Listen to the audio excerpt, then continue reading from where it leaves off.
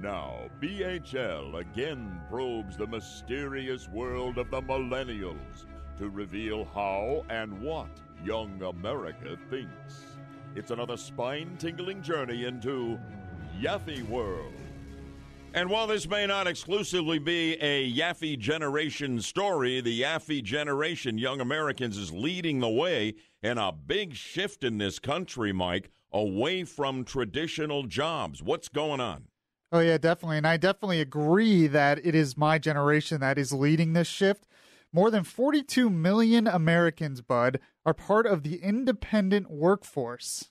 Now, an independent workforce is a little bit different than a traditional job. The best example of this would be Uber, the taxi company where you hail a taxi on your app. Right. But it's just regular people working in their own cars, making their own hours, and they're considered independent contractors for Uber instead of working, getting a direct salary and getting direct benefits. 42 million is an enormous That is a very big number. I know you got some other stats for us as well.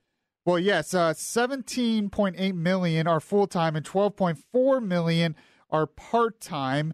One of the stats that I found the most interesting, which probably isn't getting a lot of attention, is nearly 80% of those independent workers want to do it. They're happy working for them. That was my question. Is this a situation with the lame economic recovery under the Obama economy? Is this a situation where I can't get any traditional work? I got to do this. It's that or nothing. But you're suggesting otherwise. Well, I think part of it definitely is they need the supplemental work and they'll be able to get anything.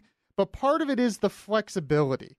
The flexibility to be able to make your own schedule. The flexibility of not being in that corporate system, but almost working for yourself.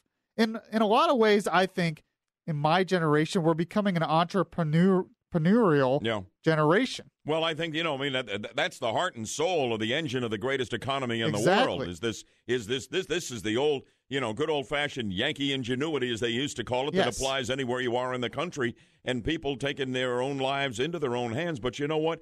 The one thing that occurs to me here, this has got to be fairly risky because you're out there on your own. You're not going to have those corporate health benefits and the other things, kind of that safety net that a lot of people who are in corporate America depend on. Well, I'll tell you one thing.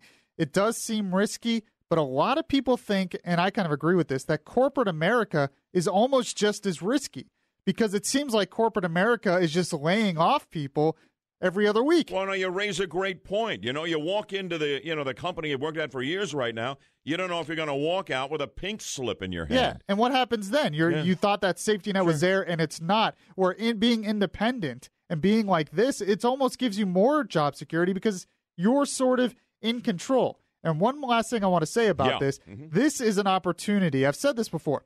This is an opportunity for the Republican Party to really reach people like this and really reach millennials because government, Democrat, big government, local and federal, is trying to get in the way of stuff like this from existing. Yeah, they're trying to regulate it out of existence. We're seeing that at the local level here with Buddy Dyer and trying to run Uber out by making them, non-competitive where they can't set the rates they want to set. Yeah, and that's bad, especially when the majority of these people want to be in those jobs. So the Republican Party has an opportunity to reach these people and say, we're going to get you more of those jobs. We're going to let you keep those jobs instead of regulating you out of existence. Absolutely right. I like what I hear this morning in Yaffee World.